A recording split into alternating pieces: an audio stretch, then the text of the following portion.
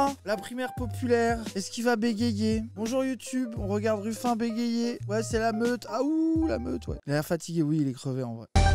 Bonjour François Ruffin. Bonjour. Bonjour. Une primaire, vous plaidez ce matin pour une grande primaire à gauche pour la présidentielle de 2027.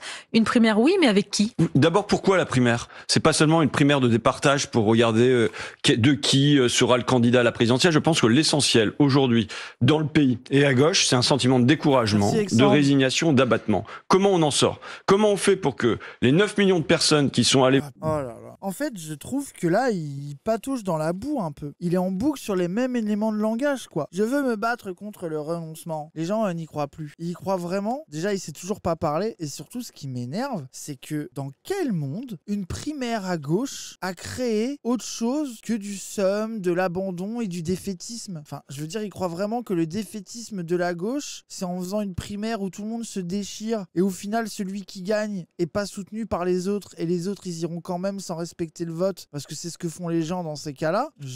Ça vraiment, ça va pas démobiliser et désespérer la gauche. Surtout pour qu'au final, ça fasse gagner le truc le plus consensuel, centriste, quoi. Il le sait très bien. Il croit qu'il peut gagner une primaire, c'est ça que je suis étonné. C'est une strate pour exister, ouais. Et voter à gauche aux dernières élections législatives se disent bon, on va un peu tenir compte de ma voix, je me remets sur un chemin, on rouvre l'espoir. Il me semble que je parle de primaire Geyser, vous savez, comme... Pour moi, c'est en décalage de tous les espoirs du camp de la gauche, et notamment, par exemple, genre surtout, à la limite, que les Tondelier et Glucksmann Manteau, ils soient pour une primaire et que eux, ça leur donne... qu'ils soient contents de s'impliquer dans ça à gauche. Déjà, chez Glucksmann, il y en a plein qui en ont rien à foutre. Les gens du PS, faire des primaires, ça veut dire des primaires à l'intérieur du parti. Ok, mais alors des primaires de devoir débattre avec Tondelier, Mélenchon, Roussel et Ruffin, genre les gens du PS, ils veulent s'abaisser à ça. Stop mentir, ils en ont rien à battre, jamais ils respecteraient. Et surtout, leurs militants n'ont rien à foutre. C'est pareil pour la France Insoumise et les militants, jamais ils accepteront d'aller dans une primaire. Genre, ça va être une primaire entre l'après, EELV et le Parti communiste. Waouh. Ah bah ça fait rêver. En fait, c'est la primaire du petit parasite de la gauche dont tout le monde se branle, qui veut pas être avec Mélenchon parce qu'il a pas ce qu'il veut et qui veut pas non plus être au PS parce que c'est pas assez de gauche. Bah, qu'est-ce qu'on s'en branle, vraiment, je suis désolé. Hein. On fait surgir l'énergie qui existe en dessous, parce qu'elle existe encore, cette énergie. Une primaire de débordement qui fasse qu'on retrouve du populaire, qu'on retrouve le peuple et qu'on retrouve le peuple de gauche. Mais en plus, sociologiquement, les gens qui votent aux primaires, c'est pas le cœur social de la gauche populaire. C'est pas eux qui votent aux primaires. Faut arrêter de mentir, genre. Moi, c'est ça qui m'énerve, genre, pour soulever le peuple, il faut faire des primaires avec le PS et Glucksmann et Tondelier, quoi. Vraiment, genre, faut arrêter de mentir, en fait. Pour que ça fasse Geyser, il faut qu'il y ait des candidatures qui intéressent, qui stimulent le débat public. Vous mettez qui là-dedans? Oui, je mets tout le périmètre du nouveau Front populaire de Poutou à Hollande. Et ça sera le moment, peut-être, pour que soit tranché qu'est-ce qu'on veut pour le pays. Enfin, il se rend pas compte que politiquement, ça n'a pas de sens de mettre Poutou et Hollande dans une primaire. Ça n'a pas de sens. Puisque si Hollande gagne, les gens qui veulent voter pour Philippe Poutou ne voteront jamais pour François Hollande. Une primaire, ça a du sens quand tu choisis, par exemple, à l'intérieur d'un parti, genre il y a 3 orientations qui ont des stratégies, des visages qui les représentent, des points de programme différents. Mais si l'idéologie carrément antagoniste, ça veut dire que elle s'exclut l'une l'autre, qu'elles sont compatibles sur rien. Tu ne peux pas demander à la personne qui a voté pour l'autre candidat de soutenir Hollande. Tu peux pas demander à Poutou ou à un insoumis de faire la campagne de François Hollande. Idéologiquement, c'est trop opposé. C'est pas choisir entre Fabius, Hollande et Aubry. Désolé, c'est pas la même chose. Ça n'a pas de sens politique, en fait. Est-ce qu'on veut juste une politique d'accompagnement du marché avec quelques pansements comme ça se fait depuis 40 ans, ou on veut une politique de rupture tranquille, mais qui décide de prendre soin à la fois... Poutou, c'est pas une rupture tranquille, Poutou. C'est un parti révolutionnaire pour la grève générale. Donc, il dit Poutou comme un totem. Il dit Poutou en sachant pertinemment que ses idées n'auront jamais voix au chapitre. Rappelle que ce qu'il nous a dit, et je pense qu'il y croit. Il a dit, les idées de Mélenchon ont gagné. Aujourd'hui, dans le pays, les idées du programme de la France Insoumise sont majoritaires à gauche. Et le problème, c'est qu'il s'est aliéné les appareils des autres partis. Alors qu'en leur suçant la bite, il aurait pu les obliger à défendre défendre la même chose que lui. Et presque sous-entendu, même si t'avais laissé le PS devenir aussi puissant, voire majoritaire, mais au final, même si c'était pas toi le président, bah ça serait tes idées qui auraient gagné, donc t'es un peu con. Et lui, son hypothèse, c'est qu'il va prouver que l'hégémonie, c'est être la gauche à sa manière, et que le candidat naturel, ni insoumis, ni parti socialiste, c'est lui. Quelle hypothèse de con. Pardon, mais quel point commun entre Philippe Poutou, extrême gauche, et François Hollande? Un journaliste qui pose une bonne question. Hollande, je vous dis, ça sera le moment pour trancher la ligne. Et ça sera pas dans un petit conclave ou alors avec quelques milliers d'encartés, mais ça se fera à l'échelle de masse. Ça se fera à l'échelle de millions de personnes. Arrête de mentir. Genre, il y a des millions de personnes qui vont voter à ta primaire. Quel menteur. Des millions, il a dit. Hein. Bref. Qui décideront qu'est-ce qu'ils veulent un peu pour leur pays et pour la gauche demain. Et ça, vous savez, ça fera un point d'appui, ça fera un tremplin. Ça veut dire pas besoin d'être adhérent à un parti de gauche pour pouvoir voter? Absolument pas. Sinon, vous savez, là, ça se compte en quelques milliers ou quelques dizaines de milliers de personnes. On peut pas laisser le destin du pays et de la gauche entre un échantillon aussi petit, de militants très respectables, mais il faut dépasser ça. Il faut retrouver une emprise populaire. Vous savez, quand le 9 juin au soir, je lance Front Populaire, c'est avec l'espoir que ça va faire surgir quelque chose dehors. Et ça l'a fait. Il y a eu des centaines de milliers de personnes qui ont signé des pétitions. Ah, il y tient, hein. Ah, il a le seum de s'être fait voler le Front Populaire, hein. Ah, il a le seum, hein. Ah, il dit, ah, mais c'est moi qui l'ai fait, hein, quand même, hein. Ah, comment ça lui fout le seum qu'il soit fait éjecter de sa propre idée. Par contre, j'avoue que ça me donne un peu de plaisir. Je suis heureux. Ils se sont dit, bon, qu'est-ce qu'on fait? Bon, on a qu'à mettre nouveau devant, et puis voilà, c'est plus son truc. Mon rêve, Mélenchon, il fait 90%. Alors moi, sur le fait de Mélenchon, parce que c'est l'argument permanent que ont les Ruffin-Manteau et les gens pro-primaires pour dire aux insoumis, mais si c'est vous qui avez le plus grand nombre de militants, si c'est vous qui êtes en tête à gauche, pourquoi vous avez peur des primaires? Vous pourriez les gagner. Sauf qu'il y a plusieurs choses. Déjà, Mélenchon, son vote, il vient au présidentiel, il l'a sur un an de campagne avec un rush sur le dernier mois où il arrive à mobiliser plein d'abstentionnistes, de gens un peu dépolitisés, etc. Globalement, le cœur électoral de Mélenchon, il va pas aux primaires. Ça veut dire qu'il a l'électorat qui est le plus désavantagé pour faire des primaires. Et de toute façon, même s'il gagnait, moi je ne peux pas m'empêcher de penser que ça va être trucade. Moi je suis désolé de prendre le risque de pas pouvoir y aller parce qu'il y aurait 10 000 voix de différence entre lui et Glucksmann dans des primaires. On s'en bat les couilles, on y va. Et c'est la campagne qui décide. Ah non, vraiment. Imagine, tu perds à 20 000 voix derrière Glucksmann dans des primaires de cons où t'as 400 000 votants. Imagine. Donc Mélenchon ne va pas se présenter parce que t'as 300 000 personnes en France qui ont voté un tout petit peu plus pour Glucksmann. Bon, allez vous faire foutre. Et de toute façon, si Mélenchon gagnait des primaires, ils ne le suivront pas. Les Hollande, Glucksmann et qui vous voulez, ils iront tout seuls. Ils vont refuser de le soutenir. Ils vont dire, ah la primaire, de toute façon, c'était pas bien. Et puis en fait, il y a eu des mauvais trucs. Et puis ceci, et puis cela. Et puis moi, je peux pas soutenir un antisémite. Ça aurait été n'importe qui, j'aurais soutenu. Mais là, c'est un antisémite, donc je refuse. Bref, vous savez très bien que ça va pas marcher. Attendez, il y a Cassandre qui vient dans le vocal, je vais lui mettre le stream. Le là et les filles. C'est la primaire populaire. On s'en va pas tant qu'on l'a pas. C'est la primaire populaire. On s'en va pas tant qu'on l'a pas. Dire qu'ils ont chanté ça devant votre chaise pendant des jours. Oui, ils ont fait un site, c'est fou. Oh là là. Mais ils ont vraiment cru que ça allait vous convaincre. Oui. Mais est-ce que tu penses qu'au moment de la primaire populaire, il y a un moment où ils ont cru que vous alliez y aller ou pas?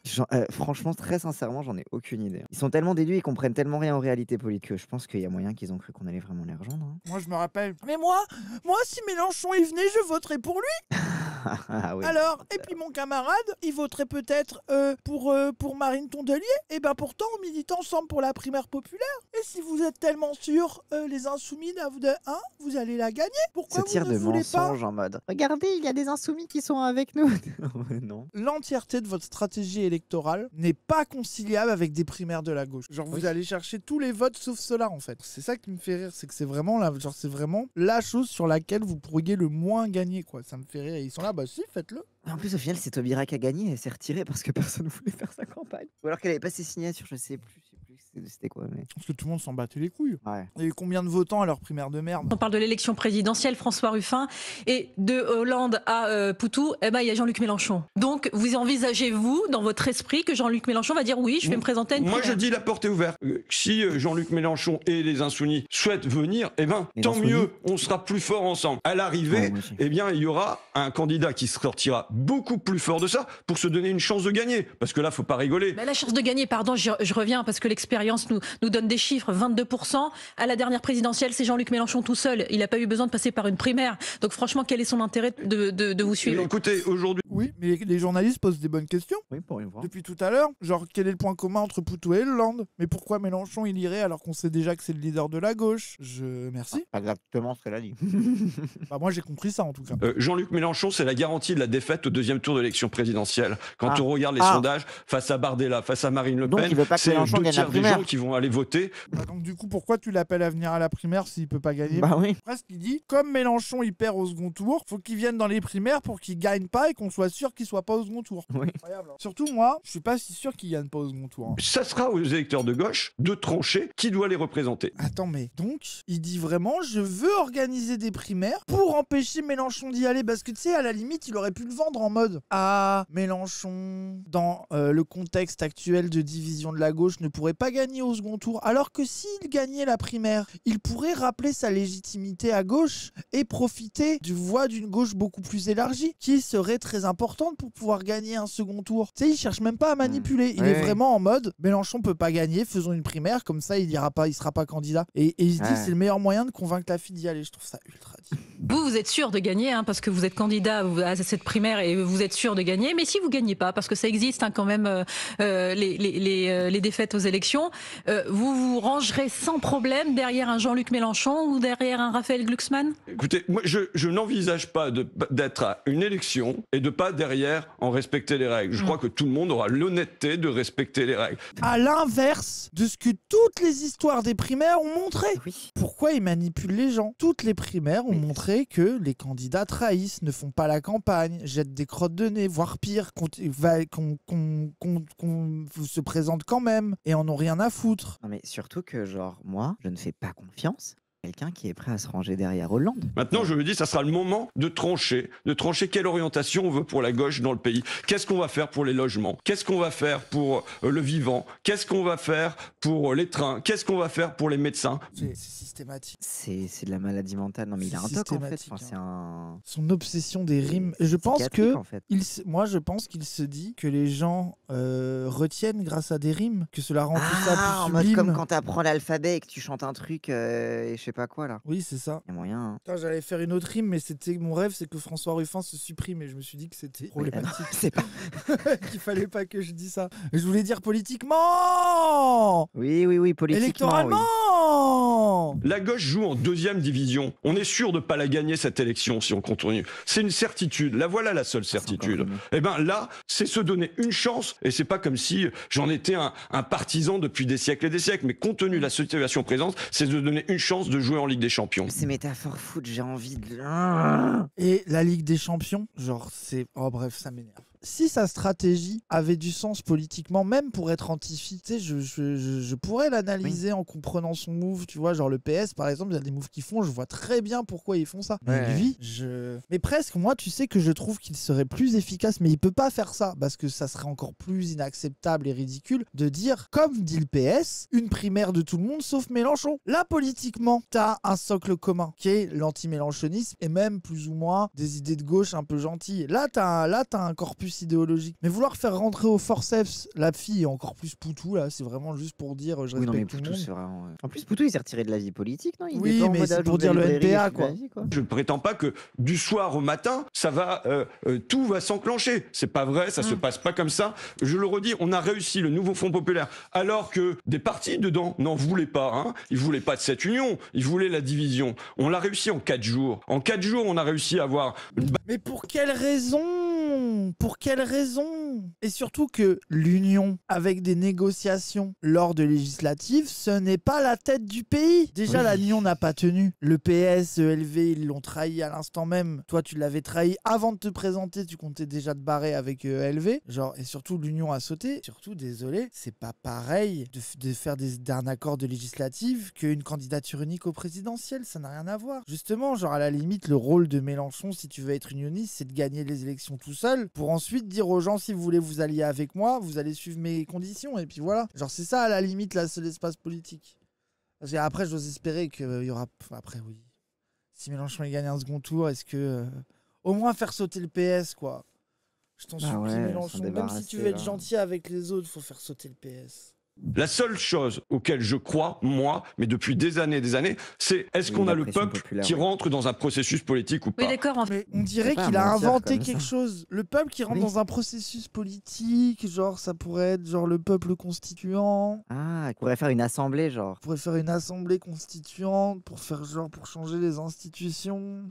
Et que du coup, il y aurait une sorte de stratégie électorale de squeezer les appareils politiques, que ça soit des primaires ou des partis sclérosés, et de s'adresser directement du tribun au peuple pour créer une révolution populaire électorale et engrainer le peuple. Mais son idée m'a pas l'air... Je suis étonné que personne l'ait eu avant. Mais ça me dit un truc, il n'y avait pas un obscur bouquin des années 70 qui parlait de ça? En tout cas, si quelqu'un faisait ça dans le paysage politique, à mon avis, il faudrait voter pour lui en tout cas. Oui. François Ruffin, vous vous basez sur le NFP là depuis tout à l'heure, sauf que le NFP, on voit ce que ça donne à l'Assemblée nationale. C'est des désaccords en permanence. Oui, merci. C'est des déchirures.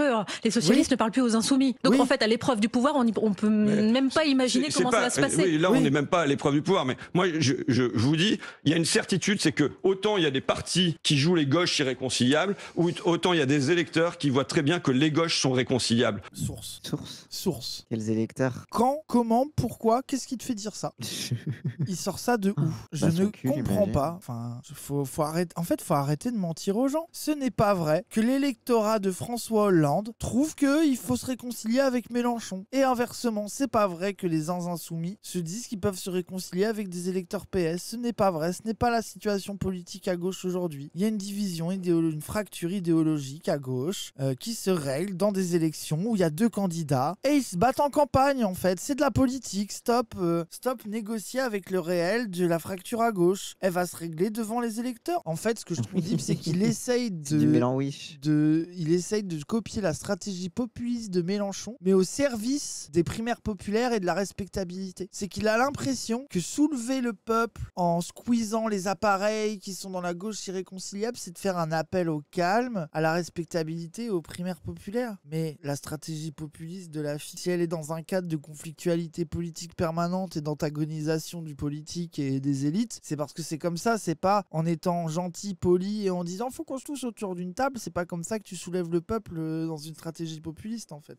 Bah ouais. Ça ne va pas marcher. Il y a la possibilité d'une réconciliation et vous savez, quand il s'agira d'aller battre Marine Le Pen ou Jordan Bardella, les gens et les gens de gauche sauront très bien qu'il faut aller voter pour leur candidat. La date idéale de cette primaire selon vous?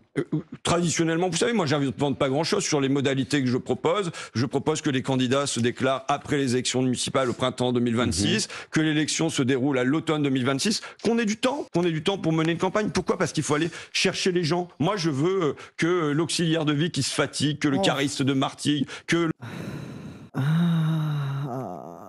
Quel menteur. C'est crari. L'auxiliaire de vie et le cariste, ils en ont quelque chose à foutre de ta primaire de con, quoi. Une campagne de 6 mois, non mais moi ce que j'adore, c'est que la fille va rentrer en campagne avant qu'il ait commencé les campagnes de primaires populaires. C'est littéralement ce qui va se passer. C'est ça qui est trop bien, c'est qu'il va demander, bon on fait les primaires populaires, il y aura déjà chat de France Insoumise en full état de marche, avec Mélenchon président, partout à la télé, 2 bouquins, tête des ventes, oui allez amusez-vous, hein. Allez, perdez votre temps à vous embrouiller entre vous, nous on y va, hein. Ça me fait trop rire. Un conseil de défense se tient ce matin autour d'Emmanuel Macron à l'Elysée avec à l'ordre du jour la publication d'un rapport sur l'état de la menace que fait peser le mouvement islamique. Alors, Paris le chat, quel va être le niveau d'islamophobie de François Ruffin? Il y a plusieurs options. Il esquive en voulant pas vraiment répondre. Il est borderline islamophobe mais soft, où il essaye d'être nuancé. Il est full islamophobe en mode je vais le dire avec attention, moi je prends ça au sérieux, j'en ai pas peur. Pense pas. Moi je call, il va dire ce n'est pas bien de diviser le peuple français. Le peuple français, Karine et Karim travaillent dans la même usine.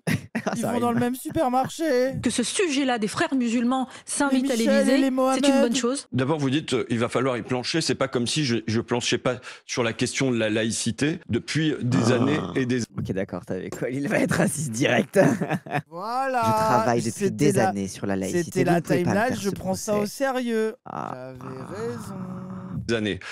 La laïcité, c'est à la fois permettre que tous les croyants dans notre pays soient protégés dans leur foi, puissent pratiquer, et de l'autre côté que la foi reste à sa place et qu'elle n'envahisse pas le champ de la République. Et il y a une question évidente avec les frères musulmans. Restez à votre place, il a dit. Moi j'ai entendu. Vous ne devez pas envahir le champ de la République. Oui, commencez pas à remplacer la République là. Et vous n'allez pas commencer à vous exprimer politiquement parce que je vous vois, moi j'essaye de gagner avec les Karine et les Chantal et les Rachid et les Mohamed, ça vote quand même beaucoup France Insoumise, ça me casse un peu les couilles. Donc ça serait bien qu'on rappelle que les musulmans qui musulmanisent, qui restent cachés, hein, qu'ils arrêtent d'aller au bureau de vote. Hein. Moi ça m'allait bien quand vous votiez pas. Hein. Qui ont pour objectif de séparer les musulmans du pays, de séparer les musulmans de la nation, de séparer les musulmans de la République et faire qu'il y ait une loi qui soit au-dessus de ça. Est-ce que vous en êtes témoin dans votre circonscription de la Somme? Moi, ce dont je suis témoin.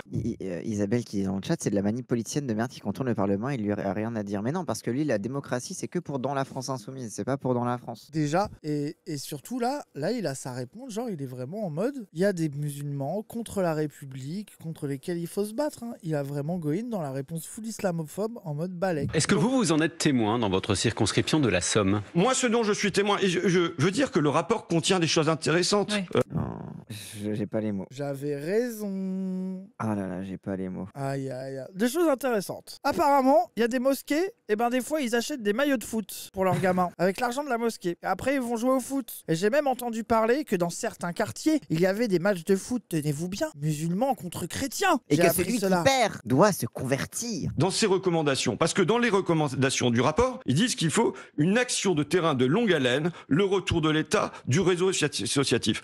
Moi je ne cesse. Il va falloir les faire taire ces musulmans-là. Il va falloir les refaire marcher au pas comme avant, quoi. Ah ouais, hein, parce que là, il faut que l'État y revienne, hein. Voilà, parce que l'État, il était parti, le chat est pas là, les souris dansent, tout ça. Mais hein, l'État, il va revenir et il va vous poutrez vos gueules, les métèques, là. Hein. Non mais oh. Putain, mais ça me scandalise. Hein. Dire que notre chat, ils ont sucé goulûment au moment de la dissolution. Oh. Oui, l'avenir, c'est Ruffin. Laissez tomber, les négociations se font sans Mélenchon et sans les disciples de Mélenchon. Dans ma ville, dans ma circonscription, de plaider pour que les piliers qui existent dans les quartiers, les associations, les services publics ne soient pas fragilisés, mais soient renforcés. Or, ce qui se passe depuis des années, c'est que ces gens qui ont le courage, parce que quand on est élu d'une commune de banlieue, quand on est dans un centre social, qu'on le préside, qu'on le dirige, qu'on y éduque, qu'on y travaille, et que on est dans un environnement qui peut déjà être compliqué, et que en plus on a l'État qui vient pas vous appuyer, mais en fait vous minez, parce que c'est le plan Borloo qui tombe à l'eau. Le plan Borloo qui tombe à l'eau, va aider sans supprimer.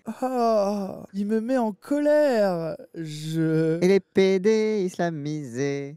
Dans les PD sont égorgés. En tout cas, à Gaza, il paraît que c'est comme ça. C'est la laïcité qui va gagner. Oh, j'en veux plus. Il va sortir un album de slam. Bah, attendez, vous avez oublié quelque chose, je pense. Attendez le chat, je pense que vous avez oublié quelque chose. Allons enfants, de mon pays, l'espoir est arrivé. Entendez-vous à l'Assemblée, ces ministres, ces députés qui viennent partout nous répéter: il faut qu'on libère la croissance, pas de croissance sans confiance, la confiance dans la concurrence notre seule chance. Il faut affronter le marché, le grand marché mondialisé, et ça réclame des sacrifices. On ne peut plus vivre comme jadis. 3 minutes 30 de Ruffin malaisant qui fait un slam. Voilà les gens, hein. Vous voulez voter pour ça, hein. Vous voulez voter pour ce mec. Hein. Il faut rouvrir un espoir qui soit à la fois un espoir individuel, c'est-à-dire que les jeunes soient attirés vers autre chose. Vous savez que c'est vers déjà autre chose que la musulmanie, vers autre chose que le radicalisme des frères musulmans. Il faut les attirer pour les éloigner. Vous savez que c'est déjà le même discours que je tenais au moment du narcotrafic, parce que au fond c'est le même souci. Au moment du narcotrafic. Il vient de comparer la religion musulmane et le trafic de drogue. J'ai pas les mots. Il vient de comparer les deux. Il vient de comparer Prum Dog, une religion, au trafic de drogue. Donc ça veut dire qu'il faut la laïcité de la drogue aussi, il faut pratiquer chez soi en secret, c'est ça? Qu'est-ce que c'est que cette comparaison de merde? Vraiment, c'est ridicule. Hein. C'est ridicule. Qui reste quand l'État se retire. Eh ben, je pense que l'État ne doit pas se retirer. Mais ça mérite un conseil de défense aujourd'hui, François Ruffin. Je vais vous dire autre chose. Je sais pas. Islam. Je crois à la loi de 1905. Ça se voit qu'il a rien à dire sur le sujet et qu'il ose pas deliver son truc et qu'en vrai il s'en branle. La vérité, si tu vois que son vrai avis, c'est oui, faites-le, je m'en branle que vous tapiez sur les musulmans. Moi, je veux juste me faire élire en disant les gens, pas l'argent. Voilà, c'est vraiment, mais ça se voit qu'il a rien à dire. Faut que tout le monde puisse croire, mais que quand même, c'est comme la drogue, faut que l'État il empêche les gens de devenir musulmans. Et la loi de 1905, elle permet, dans son article 31, 34, 35, elle permet quoi? Elle permet d'avoir une politique pénale sur la laïcité. C'est-à-dire qu'elle permet aux gardes des Sceaux de dire, là, il y a des atteintes à la laïcité. Je lance une circulaire auprès des procureurs qui demande des investigations aux juges d'instruction avec, à la clé, des sanctions. Ça veut... Donc là, il est en train de dire, mais il n'y a pas besoin de faire une loi. Bah on peut déjà les mettre en prison, ces sales arabes. Il suffit de demander au procureur. Bah oui, on peut déjà leur envoyer les flics aux barbus, là, vous inquiétez pas. Bah ouais. Soyons islamophobes dès maintenant, pas besoin de voter une loi. Utilisons celle qui existe déjà. On l'a déjà. On a notre loi faite par Aristide Briand et Georges Clemenceau, les grands-pères fondateurs de la laïcité. Et on pourrait activer des leviers si jamais, parce qu'il y a, c'est pas si jamais, quand il y a atteinte à la laïcité. Sauf qu'il y en a un qui veut aller plus loin. Pardon. Pas une seule fois Gérald Darmanin, ni ses prédécesseurs. Gérald Darmanin. Gérald Darmanin. Darmanin. Attention, Darmanin. Gérald Darmanin. Le méchant Darmanin. Darmanin. Gérald Darmanin. Oula. Quoi Oula le bras. Ruffin là, qu'est-ce qu'il fait là? Qu'est-ce qu'il nous fait là? Il veut imiter Darmanin là? Il a imité, mais... Attention hein, on surveille hein. Oh le salut romain de con là. Pas une seule fois Gérald Darmanin ni ses prédécesseurs. Gérald Darmanin. Je ne m'en remets pas. Gérald Darmanin. Gérald Darmanin ni ses prédécesseurs n'ont activé ce volet de la loi de 1905. Je pense que ça devrait être fait. Vous dites la loi suffit, la loi de 1905 suffit, sauf que Gabriel Attal... La loi de 1905 nous permet déjà d'être islamophobe autant qu'on a envie. Lui, il veut aller plus loin, notamment sur l'interdiction du voile dans l'espace public pour les mineurs de moins de 15 ans. Qu'en pensez-vous? Est-ce que, d'abord, M. Gabriel Attal, il va dire la même chose sur la kippa? Parce qu'il dit là, le voile, finalement, il est imposé aux jeunes et c'est pas choisi. Mais moi, j'ai été baptisé à 6 mois. Est-ce qu'on va interdire le baptême? Vous voyez, parce que c'est imposé. Bon, donc ça pose des questions. Mais je pense que l'opportunisme... ça pose des questions. Hein. On peut très bien interdire le baptême vu que c'est pas... Après, moi je pose là. Est-ce que c'est pas un peu triché de baptiser les gosses? Après, moi, je me rappelle ma grand-mère, vu que je crois que c'est ma sœur, même moi, on n'a pas été baptisés, elle était en mode pauvre gosse qui venait qu'à mourir. Pauvre gosse qui venait qu'à mourir. Hein. Je me dis pauvre gosse, va. Et du coup, voilà quoi. Du coup, je pense que c'est pour ça, c'est pour dire que c'est pour ça qu'ils baptisent les bébés. Oui, parce que s'ils meurent comme ça, au moins ils iront au paradis. Oui, voilà, c'est ça. Je crois que c'est ça la théorie. Bien la question du voile. Je pense que l'opportunisme de Gabriel Attal sur ces questions-là fait pour moi le jeu des islamistes. Et d'ailleurs, c'est ce que dit le rapport. Le rapport est de dire, attention, il y a un sentiment d'islamophobie. Il y a un sentiment d'islamophobie. Non, mais c'est que l'islamophobie, bon, je suis d'accord avec vous, ça n'existe pas. Mais ils ont quand même ce sentiment de persécution. Ils ont l'impression, quand même. Peut-être qu'on devrait y réfléchir. Je veux dire, je viens de dire à la télé qu'on pouvait se servir de la loi 1905 pour leur envoyer les keufs. Mais je comprends pas pourquoi ils ont un sentiment de persécution. Ça m'étonne. Ah ouais, c'est vraiment... La religion musulmane, les croyants, les pratiquants ne sont pas traités à égalité, mais sont traités à part, avec des lois à part. Et là, c'est un sentiment, ce que fait pas une réalité. Précisément... C'est le sentiment, un rappel. Hein. Ce n'est pas une réalité. Ne vous inquiétez pas, chers téléspectateurs. C'est leurs élucubrations bizarres de barbu paranoïaque, voyons. Pour moi, dans ces pratiques, c'est une alliance objective avec les islamistes qui veulent séparer les musulmans de la République. Il y a en même temps, c'est quand même une dinguerie que même quand c'est pour être islamophobe, l'argument d'en face c'est oh vous faites le jeu des genre même eux quand ils sont islamophobes c'est la faute des islamistes encore. Oui, de fou. Mais il a 15 ans de retard sur le discours de gauche sur le sujet. Hein. Ah mais oui genre vraiment, j'ai l'impression de voir tu sais même ça date de 2004 quoi. Oh mais en fait dans la laïcité faut appliquer et puis le voile c'est pas bien. De l'islamophobie et de l'entrisme. Il y a un entrisme, il y a une évidente volonté d'islamistes de séparer les musulmans de la République. Mais que veulent la masse des musulmans? Ils veulent être dans la République, dans les écoles de la République, aussi avec... moi, quand je prenais des vacances pour tous, vous savez... putain, ça y est, il va nous refaire.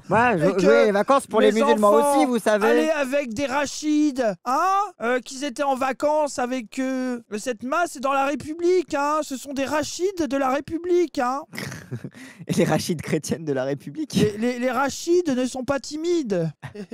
L'été, je suis pour les toufiques de la République. Les enfants des quartiers et des clochers ne seraient pas abandonnés. Les quartiers et les clochers. Les quartiers et les clochers. Les bourrés autour.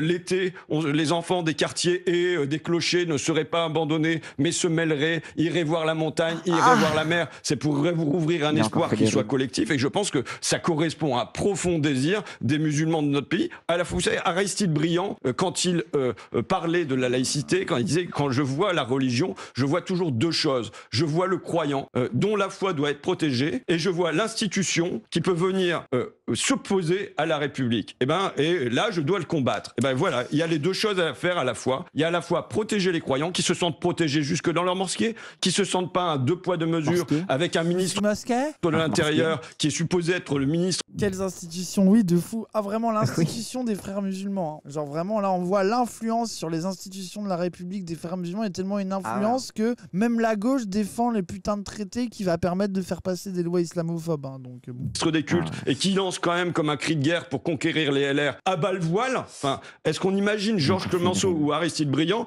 crier à bas la calotte quand ils étaient ministres? Surtout, moi, je les vois bien le faire. Oui, en fait, c'était des bouffeurs de curés aussi. Genre, ils faisaient des bruits de corbeaux quand les curés passaient, quoi. Oui. Genre, je me suis pas convaincu de l'argument, quoi. Tu sais, après, je trouve que du coup, ils les jettent sous le bus un peu, tu sais, presque l'honneur de la laïcité un peu laïcarde, anticléricale de cette époque, tu vois, qui allait insulter les prêtres qui avaient été des vrais visages du pouvoir pendant très longtemps. C'est presque ça, genre, ils voient pas la différence, en fait. C'est impensable. Donc là, il y a une pratique depuis le sommet de l'État qui stigmatise et qui, évidemment, renforce en contrepoint un sentiment d'être victime et qui contribue. Il est en mode, moi je veux bien dire que les musulmans, ils font semblant de se victimiser, mais faudrait pas qu'ils y aillent trop fort, puissent continuer à dire ça. Tu vois vraiment que c'est ça, je trouve ça ultra deep. C'est vraiment le truc de moi je veux bien être islamophobe avec vous, mais il faut y aller un peu plus prudemment. À séparer les musulmans de la République. C'est de cette spirale infernale, avec des alliés objectifs, qu'on doit sortir. On va parler de la loi fin de vie. L'examen du texte sur l'aide à mourir a commencé. Intéressant, la fin de vie. Donc t'es pour ou t'es contre? Je suis plutôt contre. En vrai, là-dessus, j'ai été convaincu par les anti-validistes. Hein. Oui, je suis d'accord avec toi. Moi aussi, j'ai été convaincu. En plus, la loi est mal branlée, mais faire de la démocratie sous le capitalisme, c'est faire l'encouragement à mourir.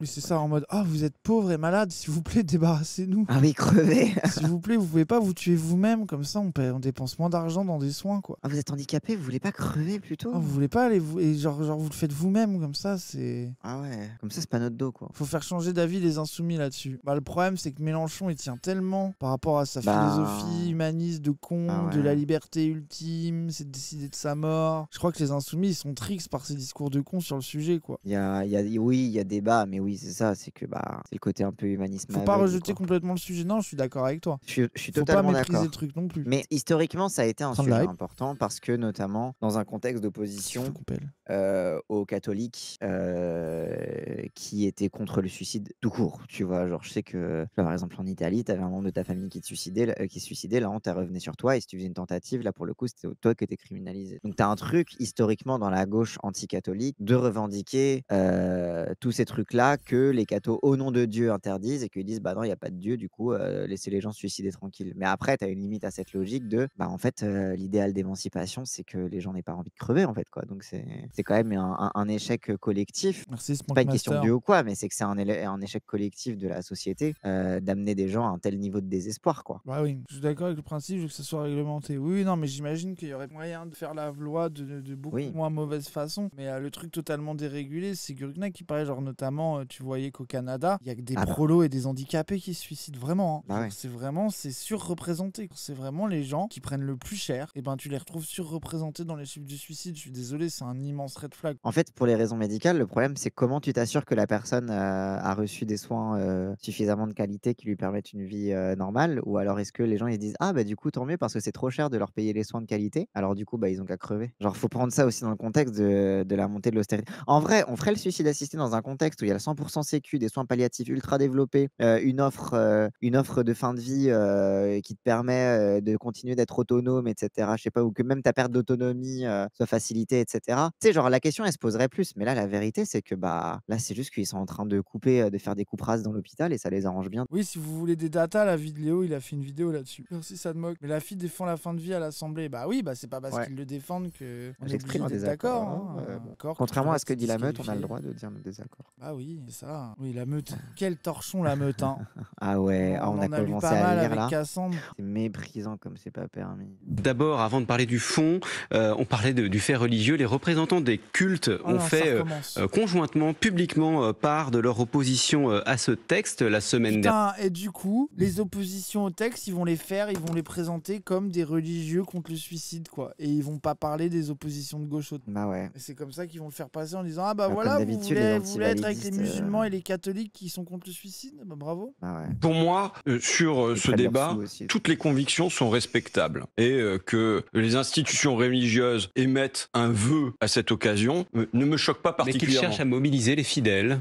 Vous savez, il y a des lobbies qui sont des lobbies de nature différente qui interviennent sur les parlementaires. Maintenant, le choix sera... Donc, là, il est en train de dire que les catholiques mobilisent politiquement, ça le dérange pas. Par contre, la théorie du complot, de l'entrisme des frères musulmans, quand ça achète des chasubles pour le club de foot à la mosquée, là, il faut y prêter grande attention et envoyer les flics. Affaire d'État. C'est de la folie, vraiment. Ce mec ne se rend pas compte de ce qu'il dit. Hein. On est sur une question qui est essentielle. L'humain d'abord, de la naissance à la mort, jusqu'à la mort. On est marre de ces jeux de mots. L'humain d'abord de la naissance à la mort jusqu'à la mort. En plus, ça veut rien dire. L'humain d'abord de la naissance à la mort jusqu'à la mort. En fait, c'est vraiment, il s'est dit, je vais être Mélenchon et enlever tout ce qui est bien de Mélenchon. Non mais tu sais, c'est une mauvaise IA. Oui, c'est une mauvaise IA qui imite Mélenchon mal, qui s'est dit, je vais faire Mélenchon, mais pas être dans la conflictualité, essayer d'être respectable. Je vais essayer de parler des gens, au peuple directement. Et je vais essayer d'être poète, mais du coup, être poète pour lui, c'est juste faire des jeux de mots. L'humain d'abord, de la vie jusqu'à la mort, jusqu'à la mort.